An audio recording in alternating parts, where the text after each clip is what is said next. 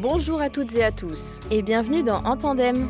le podcast qui célèbre les liens entre les générations, qui vous emmène à la rencontre de duos complices, des grands-parents et leurs petits-enfants bien sûr, mais pas que, des parcours de vie, des rencontres inattendues, où l'âge et le temps ne comptent plus.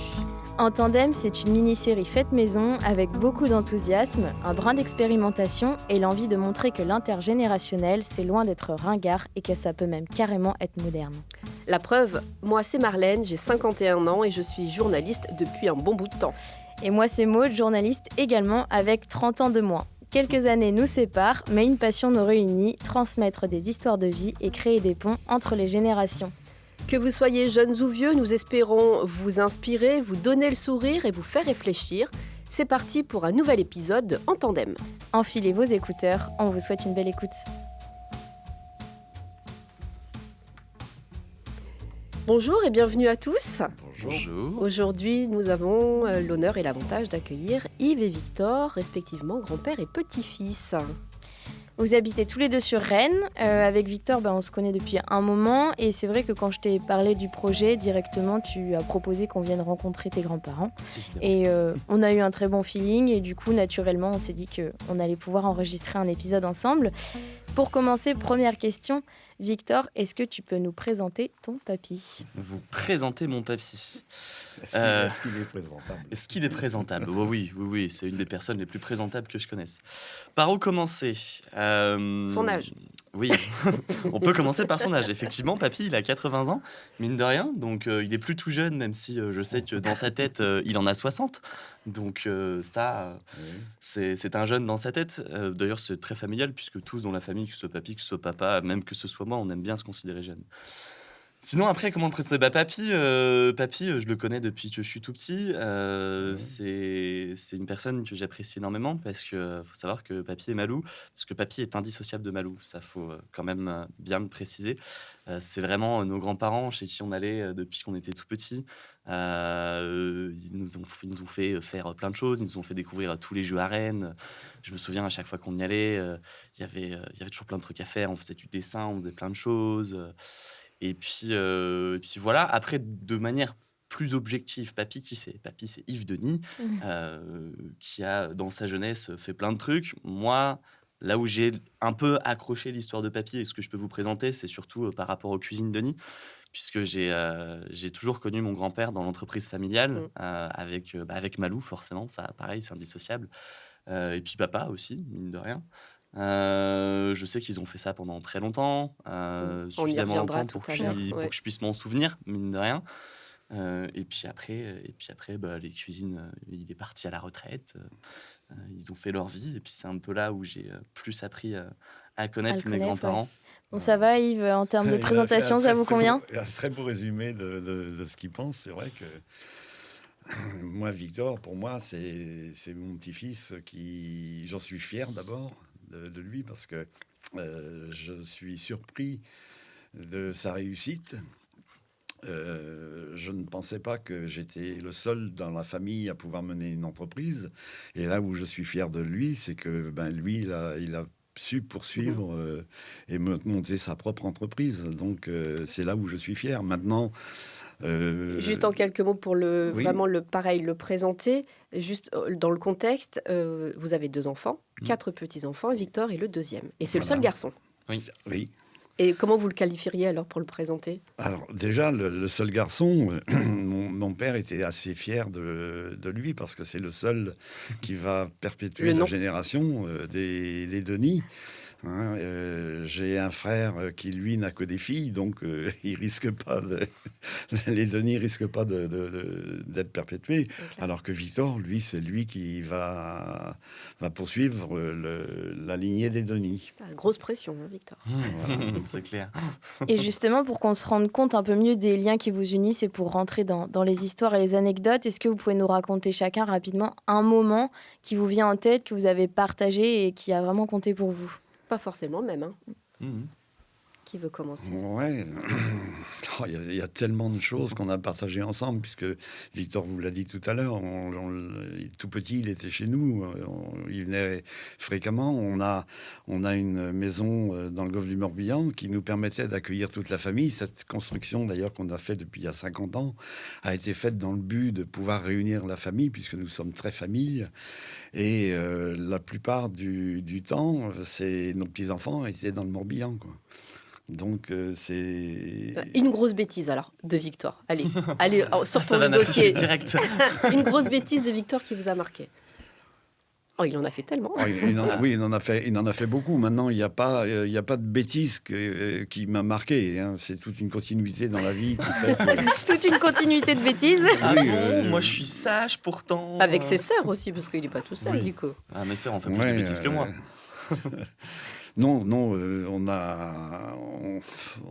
n'a rien de marqué qui nous permette de dire les défauts qu'il a ou les bêtises qu'il a fait. Non. Bon, c'est des bêtises d'enfant, hein, mais c'est pas...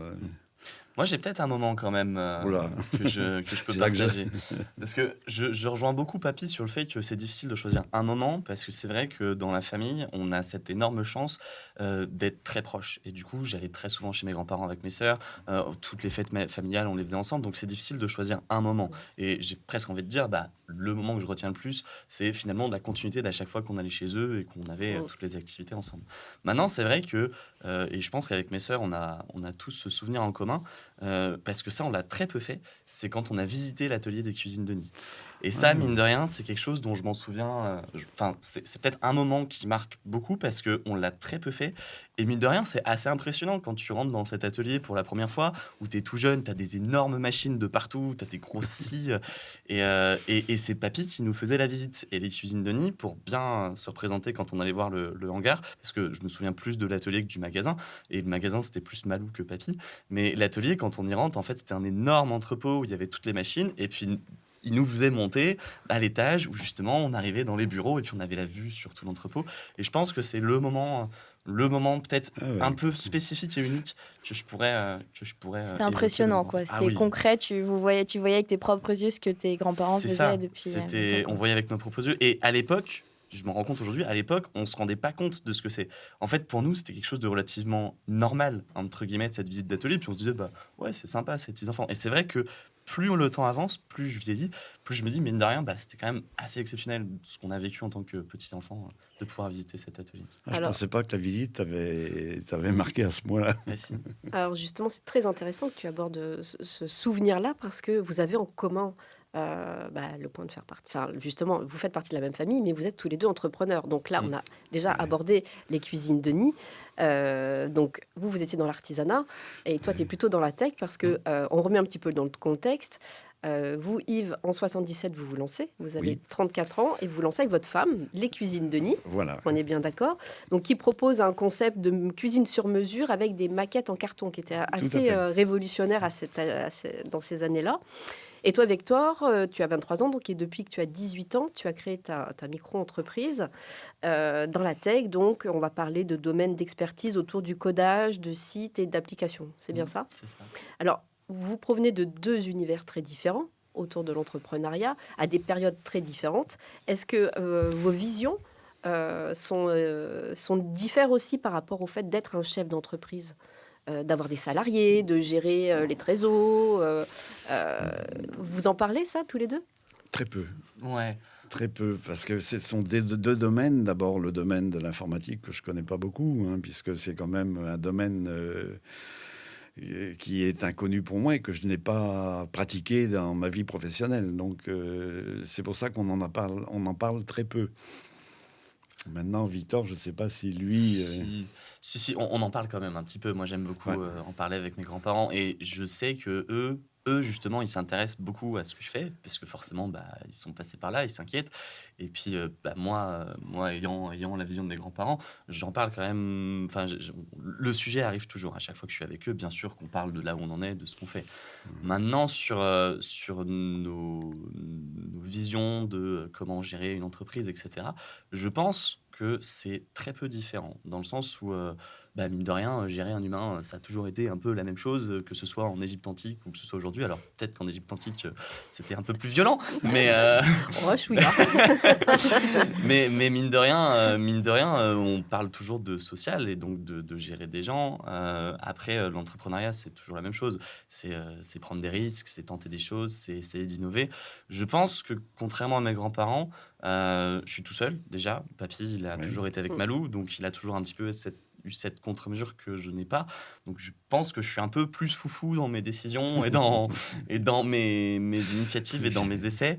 Et je pense que je suis beaucoup moins structuré. Et c'est pour ça que j'aime beaucoup en parler avec Papy et Malou, parce que eux, ils m'apportent aussi beaucoup cette structure que je n'ai pas, enfin que j'ai beaucoup moins, parce que je sais que Malou, elle est très carrée, que justement, ils s'inquiètent de ce que je fais, de la façon dont je le fais et de ce que je sais où je vais.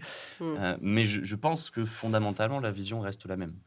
Bah, ils étaient 2 dont Malou était Voilà, comptable. Hein, donc, Oui. tout à fait. Hein. C'est pour ça que Victor se rapproche plus de ma femme, parce que c'est elle qui gérait l'entreprise. D'abord, l'entreprise n'existerait pas sans elle. Moi, je m'occupais uniquement de la production. Hein. Donc, on était sur 2 sites de production. Il y a ma femme qui était au magasin à Vern-sur-Sèche. Nous, la production était à Vezin-le-Coquet, donc on était vraiment séparés. Elle dirigeait les commerciaux, puisqu'on avait 4 commerciaux. Moi, j'avais 35 personnes à diriger à l'atelier. Et c'est pour ça, donc, les conseils de gestion que Victor pouvait puiser chez nous, c'était plus du côté de ma femme. Et justement, au niveau des conseils, donc tes grands-parents, ils ont un parcours qui t'inspire. Mm. Est-ce que tu pourrais nous donner peut-être une ou deux leçons, enfin une ou deux choses que vraiment ils t'ont transmis dans la gestion entrepreneuriale? Alors, la première, elle peut paraître un peu hors sujet, et pourtant elle est très dans le sujet, c'est soyez gentils. Vraiment, c'est le truc que j'ai appris de mes grands-parents. Si vous voulez avancer dans la vie, et particulièrement maintenant que j'arrive à l'étape où j'ai commencé à recruter mon premier salarié, etc., il y a 1 an et demi maintenant, soyez gentils, c'est le premier truc. Ça a l'air dingue.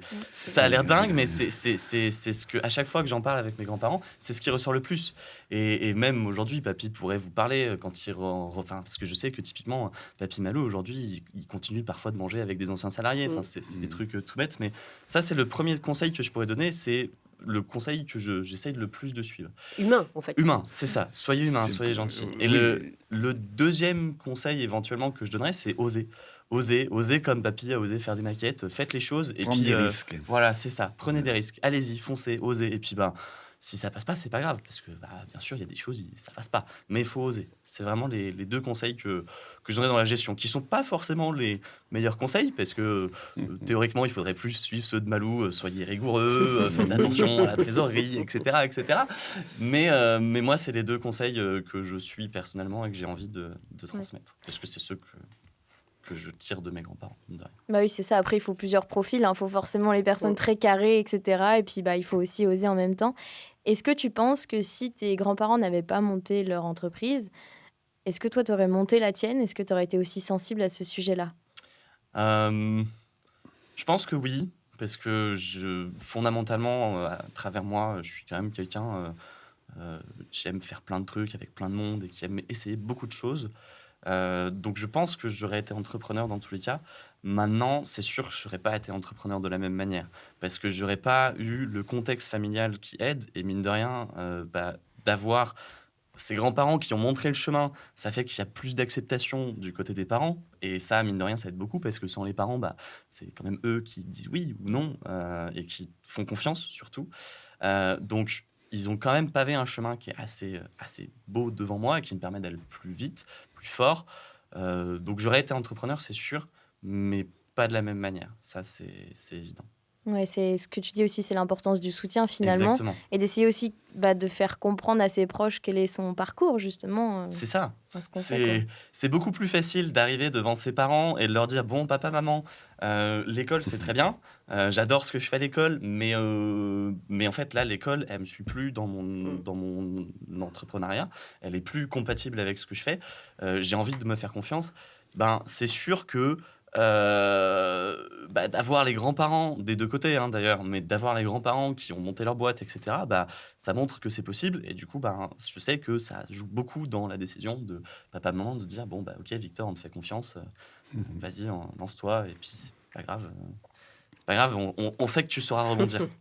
Et vous, Yves, donc le regard que vous portez sur cette trajectoire? C'est ce que je disais tout à l'heure, j'en suis fier d'abord, mais c'est un petit peu son côté foufou aussi qui me plaît. Maintenant, ce que je lui souhaite, c'est qu'il s'éclate dans son travail, qu'il puisse continuer son entreprise et qu'il prenne plaisir surtout à mener son entreprise. Parce que nous, on a dirigé une entreprise pendant 35 ans, mais ça a été uniquement par plaisir. Ouais, nous, on allait au travail, mais en courant, quoi. Donc, le conseil, c'est ça, continue. Ah oui, tout à fait. Dans le plaisir. C'est le jour où il ne se plaira plus dans son entreprise, il faudra qu'il arrête. Donc, nous, on a toujours aimé s'amuser dans notre entreprise. C'est pour ça. Donc, j'espère que lui continuera. Le jour où il aura plusieurs salariés, il changera peut-être. Ou plusieurs entreprises avec plusieurs salariés. C'est ce que je lui souhaite, de toute façon. C'est ce que je lui souhaite et je suis à peu près sûr et certain et persuadé qu'il réussira dans la vie. Maintenant, il aura peut-être besoin d'être guidé ou d'être ralenti dans ses côtés foufou. Ouais, ce qu'on retient vraiment, c'est le fait d'oser et, comme vous venez de le dire, de prendre du plaisir. Et c'est un peu votre marque de fabrique, j'ai l'impression quand même. C'est ce qui vous relie beaucoup. Ça vous relie beaucoup dans le milieu professionnel, comme on vient d'en parler. Mais ça vous relie aussi beaucoup, je pense, dans le milieu personnel, la vie personnelle. Puisque Yves, il y a quelques mois maintenant, vous vous êtes lancé dans la peinture. On a 2 tableaux ici, voilà tout le décor sur le thème. En fait, c'est un peu par hasard. Enfin, tout à fait. Vous vous êtes rendu compte que finalement, vous aimiez peindre, vous aviez un bon coup de pinceau, vous arriviez à dessiner. Tout à fait, vous avez commencé à reproduire des tableaux, puis vous en avez vraiment dessiné vous-même, créé. Comment ce projet, qui de base était vraiment personnel, je pense, un jour vous l'avez montré à votre famille et c'est devenu un projet de famille en fait. Et aujourd'hui, qui fait quoi ? C'est quoi toute la petite équipe qui tourne autour du projet ? Voilà, si Yves, peut-être vous pouviez nous présenter tout votre staff dans la famille. Disons que moi c'est venu bizarrement parce qu'à 78 ans, puisqu'on dit à 80 ans, mais non, à 78 ans, on a eu l'occasion d'inviter un ancien commercial qui travaillait chez nous, et qui lui était en retraite, et on l'a donc invité dans le golfe du Morbihan, dans notre maison de là-bas, et pour nous remercier de cette invitation, il m'a offert un petit tableau au format 40-30, quoi. J'étais surpris de voir, en plus, que c'était un des commerciaux qui dessinait le moins bien. Ah, c'était un de ses tableaux, en fait. Oui, c'était un de ses tableaux, où il avait réalisé un tableau qu'il m'avait offert, pour me remercier de cette invitation-là. Et dans la nuit, mes engrenages dans le cerveau se sont mis en route et je dis mais pourquoi moi je ne pourrais pas faire de tableaux comme ça, de me mettre à la peinture. Donc dans la semaine, j'ai commencé à dévaliser tous les magasins d'art, acheter beaucoup de pinceaux et de peintures qui ne me servent plus à rien maintenant d'ailleurs. Et c'est de là qu'est venue justement la peinture. Juste quand vous dites que le matériel ne sert plus à rien, il sert toujours. C'est juste que tous les tubes de peinture, finalement, c'est vous qui faites vos couleurs. On en a quelques-uns avec nous, les pinceaux. Tout à fait, on s'est aperçu que pour faire un tableau, il suffit que les 5 couleurs, les 5 couleurs fondamentales, et puis vous faites votre propre mélange. Alors que moi, j'avais à peu près acheté une centaine de tubes de peinture. Le semi-remorque. Voilà. Mais alors, ceci dit, le jour où j'ai commencé à prendre un pinceau et un coup de crayon, je me suis aperçu qu'effectivement, j'arrivais à dessiner un portrait. Donc, ce que vous disiez tout à l'heure, j'ai commencé à suivre des tutos sur Internet pour savoir quelles étaient les couleurs pour pouvoir mélanger et obtenir la couleur que vous souhaitiez avoir. D'ailleurs, on a les tableaux, là, c'est... Voilà, là j'ai 22 tableaux de réaliser. Alors ça, c'est mon premier tableau, la nature, où je me suis servi beaucoup de tutos pour commencer à peindre. Et ensuite, je me suis mis à faire des personnages. Et avec l'intelligence artificielle sur Internet, vous avez facilement des photos maintenant de personnages qui me permettent de reproduire en grandeur. Là, c'est des petits tableaux, puisque maintenant, je suis arrivé à des tableaux de 1 mètre par 70. Non, 1 mètre par 70. C'est une question de place, maintenant. Et alors, vous l'avez montré à la famille, du coup? Alors, j'ai montré mes premières toiles à la famille, qui, eux, étaient surpris d'ailleurs de voir ce que je pouvais réaliser.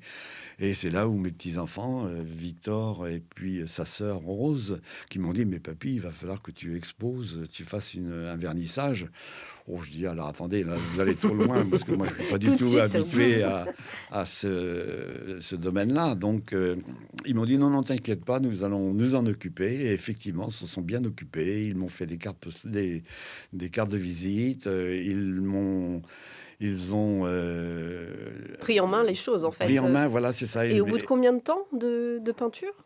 1 an et demi à peu près. Au bout d'un an et demi, nous avons 22 tableaux. Premier vernissage en début d'année dans une salle qui justement était destinée à présenter des tableaux. Et c'est là que mon premier vernissage à 80 ans. Fait, oui. Donc juste pour dire, on a du coup Victor qui gère un peu l'événementiel, tout ça, c'est toi qui as trouvé le lieu. C'est ça. Oui, moi, tout seul, j'étais pas capable. De trouver les gens, de trouver le lieu, je suis un peu le représentant auprès des galeries d'art. C'est ça. Et alors après, il y a Rose aussi, je crois, ouais, c'est ça. Qui a un rôle. Rose qui s'occupe de toute la partie qui m'embête, c'est-à-dire la communication, les réseaux sociaux, les trucs où faut être actif et poster des trucs. Moi, ce que je préfère, c'est le contact humain. Donc, elle s'occupe de tout là où il y a juste les réseaux sociaux. Voilà. Et donc, c'est devenu... on retombe dans l'entrepreneuriat familial, là. Ah clairement. Dans un autre domaine, oui. Mais au détriment, d'ailleurs, de ma femme. Parce que c'est vrai que ma femme, elle commence à dire à tout le monde, bah oui, mais de toute façon, maintenant, il n'y a plus que sa peinture qui compte.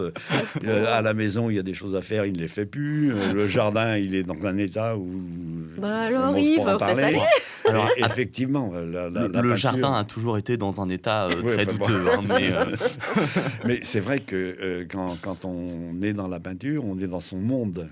Quand on crée un tableau, on commence déjà par dessiner. On a une première ligne directive et ensuite le tableau se développe au fur et à mesure du temps. Et là, on est dans un monde. C'est un peu comme quelqu'un qui est sur un ordinateur, il ne voit pas le temps passer.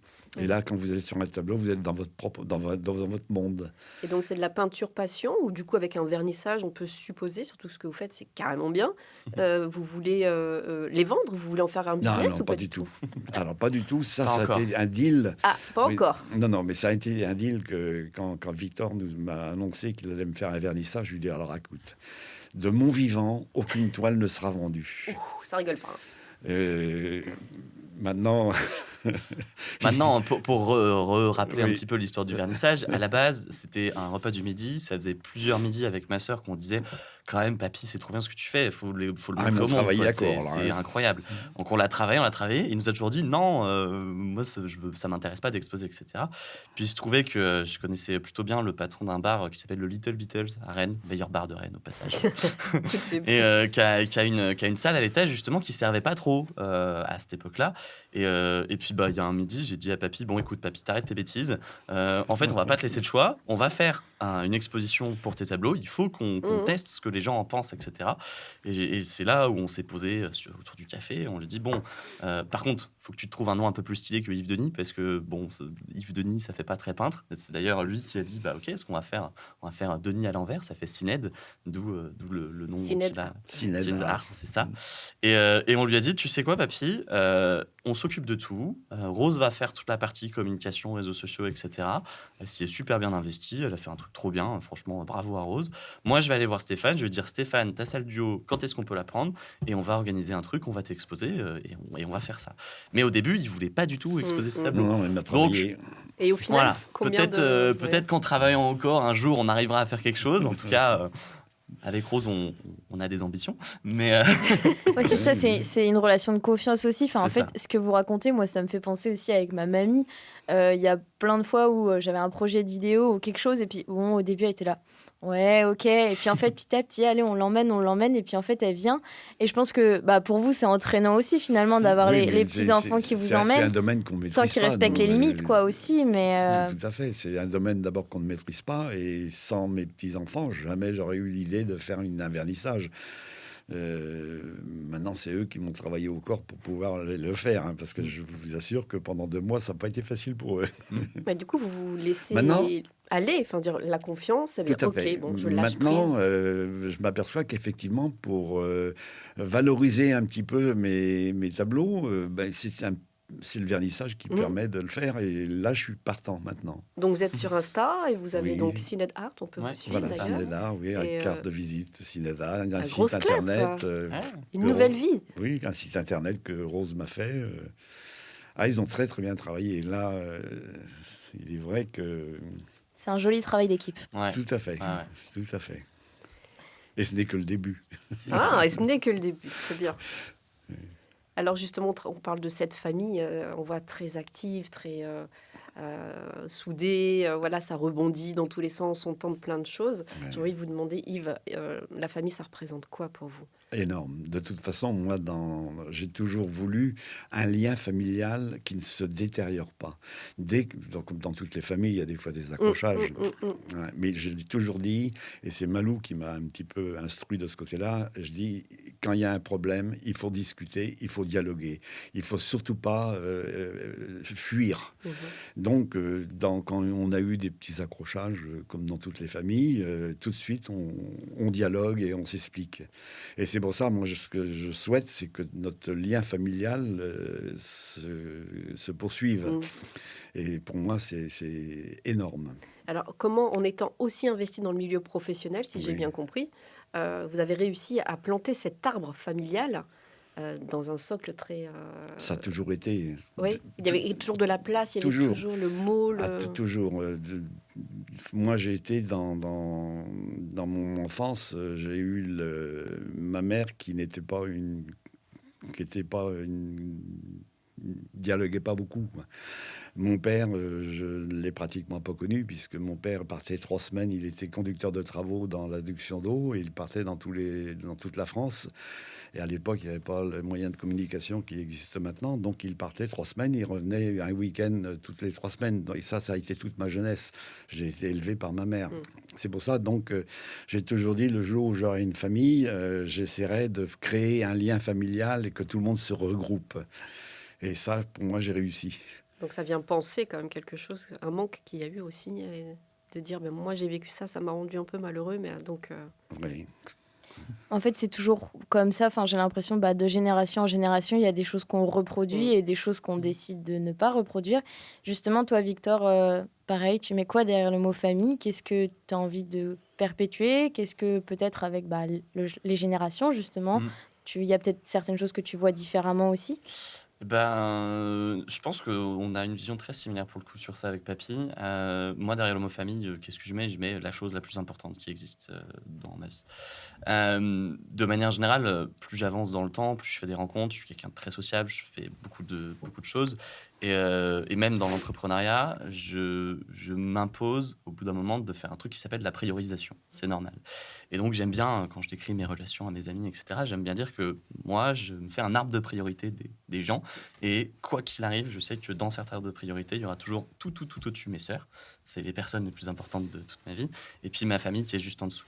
Donc, ce que représente la famille pour moi, la chose la plus prioritaire, la plus importante. Et prioritaire sentimentalement, dans le sens où je les aime, mais c'est ceux que j'aime le plus, entre guillemets, mais aussi dans le sens donner les choses. C'est-à-dire que comme ils sont prioritaires, c'est vers eux que je donnerai les choses. Partager. C'est ça, c'est là où la priorité de mon partage ira. Et j'ai exactement les mêmes valeurs que Papy sur ça. C'est... mine de rien, quand il y a un conflit, il faut discuter, c'est le truc le plus important. C'est quelque chose qu'il a toujours appliqué dans la famille, c'est quelque chose qu'on applique dans la famille beaucoup. Et moi, c'est quelque chose que j'applique au quotidien et que j'applique surtout avec mes amis et les gens qui m'entourent. Et pour vous donner un exemple très concret de en quoi cette valeur familiale m'aide, mais plus que tout, c'est qu'aujourd'hui, je suis associé avec plusieurs personnes dans plusieurs projets, notamment une personne qui s'appelle Alexandre et qui est autiste très sévère et qui, lui, a une histoire familiale très forte où il a été maltraité de manière très violente. Et aujourd'hui, c'est un de mes associés, c'est vraiment une des personnes avec qui je suis plus proche. Et c'est une personne qui parle pas et qui va prendre les choses pour lui et très vite se vexer, mais sans en parler. Et si j'avais pas cette valeur-là qui m'a été transmise familiale en fait, dès qu'il y a un problème, on discute, on y va. En fait, Alexandre, je pourrais pas avoir de relation avec lui, ça se perdrait. Et c'est difficile d'aller vers les gens, de leur dire, bon, il y a un conflit, qu'est-ce qui se passe, comment on le résout. Mais c'est hyper important. Et c'est quelque chose que je mets derrière la valeur famille, mais c'est aussi quelque chose que je mets derrière la valeur humain, en fait, de manière générale. Et c'est ce qui fait aujourd'hui que, typiquement, avec Alexandre, on va très loin et on fait des choses très fortes. Donc pour toi, la famille, c'est surtout ça, communiquer, parler. C'est ça, communiquer, parler et donner les bonnes priorités. Et c'est nous qui t'avons inculqué. Et c'est évidemment. Et puis un lieu de ressourcement et Tout puis à fait. aussi beaucoup Exactement. de leviers. Tout à à fait. Nous, on a actionner. été habitués dans l'entreprise, le fait de diriger du personnel, dès qu'il y avait un conflit, il fallait surtout pas que ce conflit s'enivre. Donc, il fallait absolument le résoudre par le dialogue. Bien sûr. Donc, c'est pour ça que j'ai dit, dans la famille, il va falloir Faire pareil. faire la pareil. même chose. Ou c'est Exactement. plutôt la famille, peut-être, que vous avez essayé d'abord de faire communiquer Peut-être, oui. avant l'entreprise ou les deux. Puisqu'on parle de famille, Yves, vous êtes grand-père, donc ce qui insinue que potentiellement vous êtes père. Avec Malou, vous avez eu des enfants. La différence entre être papa, grand-père, on peut l'imaginer, mais vous, dans votre quotidien, dans votre manière d'interagir, c'est vraiment très différent.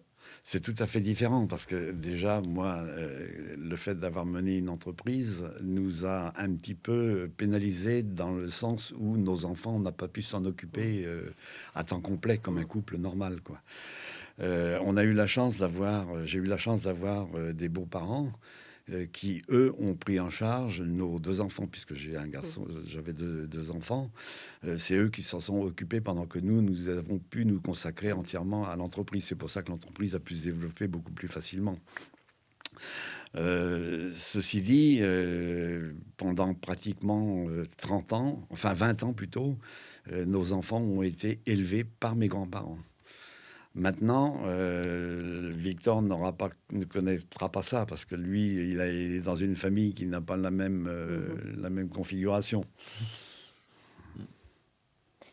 Donc du coup, déjà on peut peut-être se dire que vous avez eu la chance d'être entouré aussi, justement pour s'occuper de vos enfants. Tout à fait. Et est-ce que, enfin, moi j'ai l'impression en tant que jeune que quand même c'est entre guillemets plus facile d'être grand-père parce qu'on n'a pas la responsabilité du parent. On peut s'amuser un peu plus. On s'amuse beaucoup plus. On s'amuse beaucoup plus sans ses responsabilités de s'occuper de ses propres enfants. Donc, on réagit différemment, quoi. Ouais. On se consacre vraiment à nos petits-enfants sans le souci de savoir comment ils vont être élevés. Ouais, c'est ça, ouais. On leur ramène que du bonheur. C'est ça. Et des fois, est-ce qu'il y a quand même des désaccords? Comment on fait? Est-ce que ça peut arriver dans la famille? Je sais pas, Oui, on peut mais quand penser il y a- à la jalousie ou j'en sais rien. Ah, il n'y a pas de jalousie. Comment on gère ça? Parce que, on a l'impression Ouais. qu'on pourrait entendre, enfin, imaginer que votre relation, elle est quand même assez spécifique et presque... sur certains points, vous êtes que tous les deux. On parle de l'entrepreneuriat. Est-ce que ça peut exclure d'autres membres de la famille ou pas du tout? Votre synergie à vous, votre relation Non, Non? non, pas du tout. Non. Non. Non, parce que mine de rien, en vrai, tout le monde respecte tout le monde et justement, on parle des choses, on dit les choses et en soi, même le lien qu'on a tous les deux, en fait, il n'est pas vraiment que tous les deux. C'est vraiment hyper familial. Il y a Malou qui est là aussi, mine de rien, et qui est totalement indissociable, encore une fois, de papy. Puis même papa, il a quand même été pendant longtemps dans les cuisines de Nid. Il sait aussi ce que c'est que l'entrepreneuriat. C'est lui, d'ailleurs, justement, qui a pu un petit peu convaincre maman de dire ouais, fais confiance. Parce que forcément, maman, Enfin, elle... c'est surtout Malou qui est le pilier de la famille. Mais c'est souvent les femmes le pilier dans notre famille. Parce que mine de rien, c'est effectivement du côté de Papy Malou, c'est quand même Malou qui est un peu la caution, la vraie caution. Et même aujourd'hui, du côté de papa-maman, papa, il a surtout connu les cuisines de Nid. Alors après, il a été dans l'immobilier, etc. en tant que salarié. Mais aujourd'hui, il a un peu envie de se relancer dans l'entrepreneuriat. Et ça, c'est maman la caution de faire tenir la famille et de subvenir aux besoins un peu. Donc c'est souvent les femmes dans la caution. Mais... globalement, il n'y a pas de sujet tabou dans la famille, ce qui fait que comme on discute de tout, il n'y a pas d'exclusion. Il n'y a pas d'exclusion, donc non, tout le monde est toujours très intégré. Alors justement, puisqu'on discute de tout, moi je vais mettre les pieds dans le plat. Je sais que Maud n'était pas tout à fait fan, mais je me permets. Est-ce que vous parlez de la mort et de l'après? Tout à fait. Alors là, sans tabou. Ouais. Et qu'est-ce que vous vous dites justement? Alors, déjà, nos enfants, nos petits-enfants savent le jour où on ne sera plus là, comment on veut être enterré. Donc, on leur a donné toutes les instructions nécessaires, puisque nous allons nous faire incinérer. J'aurais dit, le jour où on sera incinéré, mes cendres iront dans le Morbihan, en mer. C'est absolument aucun tabou de ce côté-là. Ça ne fait pas mourir d'en parler. Oui, non, mais d'imaginer le lien les uns sans les autres, ça. Parce que techniquement, ok. Ah oui, alors là, c'est beaucoup plus compliqué. J'imagine, ouais. Beaucoup plus compliqué entre ma femme et moi. Ah oui. Ouais, c'est aussi, là, c'est plus aussi une histoire. On n'est plus entre les générations, on est entre un couple. Un couple, enfin, mes petits-enfants le savent, j'ai toujours dit, si c'est ma femme qui part, je partirai avec elle. Donc, c'est réglé. Et ça, on est plutôt OK. Parce que mine de rien, effectivement, la mort, c'est un sujet qui n'est pas facile. Après, c'est un sujet quand même où on en discute avec les grands-parents, dans le sens où on parle de Papy Malou, mais il faut savoir qu'on a aussi beaucoup connu nos arrière-grands-parents, nous les petits-enfants. Mamie Lebacle, qui était la maison d'à côté, et le jardin était en commun. Donc quand on allait chez Papy Malou, le premier truc qu'on faisait, c'était d'aller voir Mamie Lebacle. Et je dis Mamie Lebacle, je dis pas arrière-grand-mère, ou c'est vraiment Mamie Lebacle.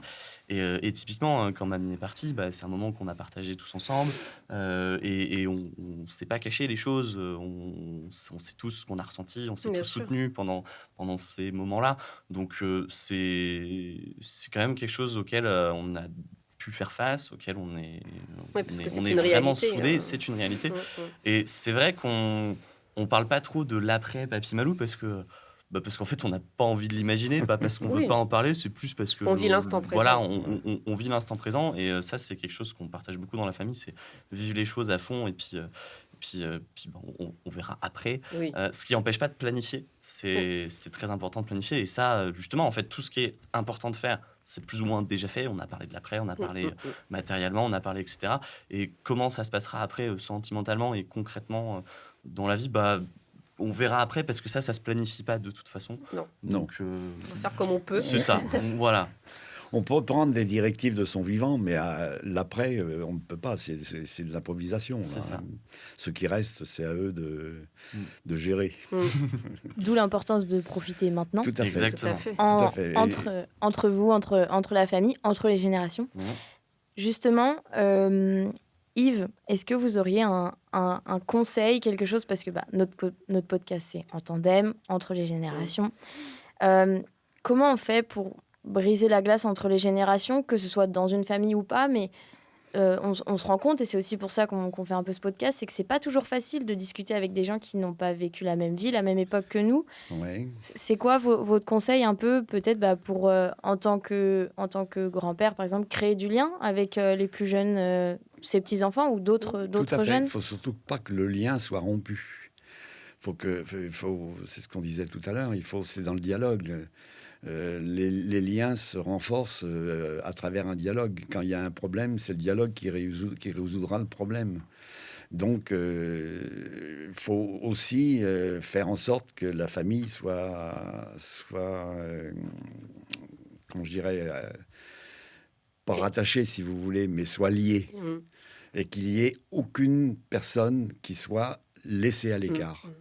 Si cette personne-là est laissée à l'écart, ça ne marchera pas. Donc, il faut la ramener dans le troupeau. Ouais. Et moi, je me permettrais d'ajouter, je pense aussi, vous avez une modernité quand même. Vous parlez d'IA, etc. Enfin, c'est génial. C'est vraiment génial. Moi, je trouve ça trop stylé d'avoir un grand-père qui peint, qui parle de l'IA comme ça et tout. Enfin, je pense qu'ils connaissent. C'est ça. C'est ce qui fait lien entre vous aussi, quoi, je pense. Et toi, Victor, qu'est-ce que tu aurais envie de dire sur ce sujet-là, de l'intergénérationnel, à l'inverse? Comment on fait pour aller vers ses grands-parents ou vers d'autres personnes plus âgées? Alors là, ça a l'air simple, mais imagine une famille où justement, on ne se parle pas. En fait, c'est un peu toujours la même histoire. Quand on se parle pas, c'est difficile. Le premier pas, on n'a pas envie de le faire et on n'a pas de raison de le faire. Maintenant, c'est ce qu'on disait tout à l'heure. Le premier pas, c'est faire soi-même. C'est se mettre d'accord avec soi-même, d'oser faire le premier pas. Et même si en face, tu sens que c'est pas forcément OK, tu vas même si, oui, parce que faut oser. Faut oser, faut y aller. Et puis, même si c'est pas OK en face, si toi tu n'y vas pas, la personne n'ira pas. Donc, dans tous les cas, la balle est dans ton camp. Et pour moi, c'est d'y aller en prenant en compte le fait que la balle est dans son camp. Elle n'est pas dans le camp de l'autre. La balle est dans son camp. Et ça va être de la communication. Ça veut dire, faut pas juste parler pour parler. Faut pas aller vers la personne pour lui dire reviens dans le troupeau. Faut aussi se mettre à sa place, essayer de la comprendre. Et donc, c'est par là aussi ce que j'entends de la balle est dans votre camp. C'est mettez-vous à la place de la personne avec qui vous allez devoir parler et essayez de comprendre avant d'engager quoi que ce soit. Essayez de comprendre son point de vue. Essayez de comprendre toutes les raisons et ce qui fait la personne. Ça, c'est le premier truc. Et puis, mine de rien, prioriser. Surtout dans une famille où on ne se parle pas, vers qui aller en premier ? Qui est le plus susceptible après de faire un mouvement de chaîne, en fait ? Parce que quand papy dit il faut que la famille soit rattachée, il faut laisser personne de côté, pourquoi déjà il faut laisser personne de côté ? C'est parce que c'est le risque que la personne qui est mise de côté, elle ramène, entre guillemets, avec elle-même d'autres personnes. Et que finalement, ça commence à diviser la famille de manière plus générale. L'effet inverse est aussi vrai. Aller parler à la première bonne personne, et peut-être que cette personne-là, elle va faire entendre parole à d'autres gens dont elle est proche, et puis elle va ramener comme ça plus de gens autour d'elle, et ça peut permettre plus facilement une réunification. Et cette réunification, elle est importante. C'est prioriser, faire des événements, essayer de parce qu'un attachement, ça se fait pas comme ça. Ça se fait aussi par des événements, ça se fait aussi par des choses qui sont faites ensemble, des actions, des cousinades, ce genre de choses. Je veux qu'on t'a inculqué les bonnes bases. En fait, ce qu'on entend, c'est que finalement, créer du lien, ça prend du temps. Bien sûr. Oui. Et qu'il faut apprendre à se comprendre aussi. C'est un désir, oui, je suis d'accord avec vous. Voilà. Et puis c'est une vraie... Si c'est pas un plaisir, le lien n'existerait pas. On arrive à la fin de l'épisode déjà. Oh non. Ça passe vite. Ça passe super vite. Avant-dernière question, si vous pouviez monter sur un tandem maintenant tout de suite, pédaler, aller n'importe où, faire n'importe quoi, qu'est-ce que vous auriez envie d'aller faire ensemble ? De la peinture dans les cuisines de Nid avec Malou et...